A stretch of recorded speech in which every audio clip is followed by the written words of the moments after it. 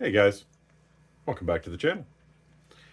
So today, I wanted to do a quick video on the first week or two of a beginner tank setup. So I wanted to show you what the result of the last tank was that I set up using the methods that I've suggested before. And this happens in just about every single aquarium I set up, and will probably happen in every single aquarium you set up. So I want you to see the water now, as you can clearly see, has gone very cloudy. And to most people, if you're new to this hobby and you just set your aquarium up and a couple of days later you get this really cloudy look, especially if you've already put your fish in, you're going to be really concerned. And you're going to run to the store and start buying chemicals to put in your tank to clear it up, which you don't need. This is normal. This is expected. In fact, it's almost required. So, what's happened in this tank? Well, this tank was torn down a little while ago and rebuilt. Now, when I rebuilt it, I did it the same day that I tore it apart.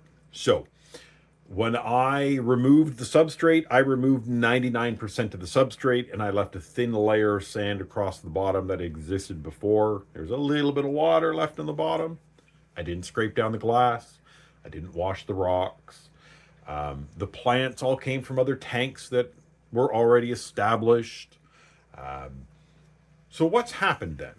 Well, whenever you introduce plants, hardscape, anything from previous aquarium that was running or that you took out of while it was running and put it in a brand new aquarium, what you've done is you've introduced a bunch of live bacteria to that water. Now, one of two things is going to happen. Either that bacteria that you've introduced to the water, and this is good bacteria. This is the bacteria that's used for processing fish waste and all of that. But what's going to happen, you introduce that to the water, you're going to have one of two things happen. Either when you introduce the bacteria to the water, it's going to sort of have a feast on the nutrients that are available to it, and you're going to have a bacterial bloom, which gives you this cloudy look because the amount of small bacteria in the water eating up the waste. Or, alternatively, you've introduced so much bacteria to the water, there aren't enough nutrients for it to thrive, and it's dying off. Different problem, same result. Both of which are okay. And both of which are okay if your fish are in the tank while it's happening. You can clearly see I've got a couple of fish in here. They've been in here for about a week. Maybe a little less. They're fine. Now, for those of you who are going to see this, and you're going to panic, and you're going to want to worry about your water, if you don't have a test kit, I'm going to give you a little tip, and I'm going to bring you in to show you. Oh, excuse the mess that we got going on. So, whatever filter you have, I want you to go to the top of your tank. I want you to go where that filter outlet is. If it's a hang-on back, look at where the hang-on back is. If it's a sponge filter, look at where the exit of that water is. You see here how the bubbles are not sitting on top of the water very long. They're coming out, they're popping more or less right away, right around where the filter is. And if you look, it's just those bubbles, right? Okay. So if you see this, and this isn't 100%, guys, but it's reasonable enough. If you see something like this is normal. And your water quality is probably okay. But if you see something a little different,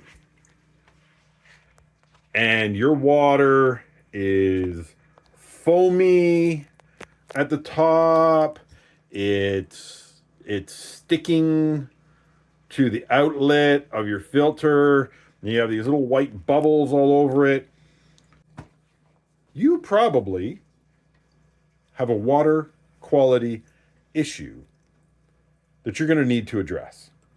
Now, you can go to the pet store, grab yourself a quick test strip, and check things out. I don't want you to worry about all the other variables. Look at your ammonia and look at your nitrates. Nitrates with an I. not nitrates. Your plants will take care of the nitrates. And you'd have to have such a ridiculously high level to cause a problem, it's not worth worrying about. If those two are okay, leave the tank alone. The best thing you can do in a brand new tank that's gone cloudy is to leave it alone. Stop putting chemicals in it. Stop doing water changes. Every time you change the water, you disrupt the balance of the aquarium. And by doing so, when you change the water, if you're in the middle of a bacterial bloom, and that bacteria has almost gone through the nutrients that were in the water when it was introduced, it's probably just about ready to go clear.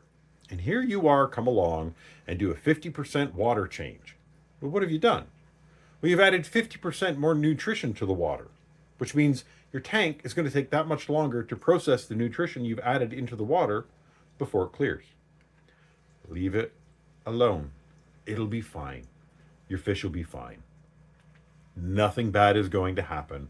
This is a normal process of your aquarium stabilizing and becoming its own ecological system. Just leave it alone. It'll be perfectly fine, guys, and your fish will be perfectly fine. That's about it, guys.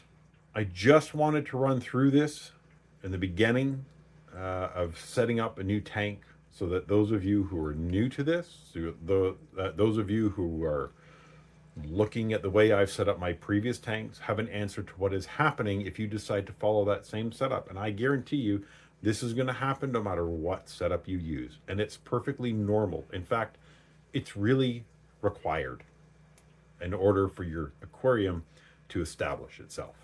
Don't panic. It'll clear up in a couple of weeks. And I'll be back to show you that then. Till the next time, guys, take care.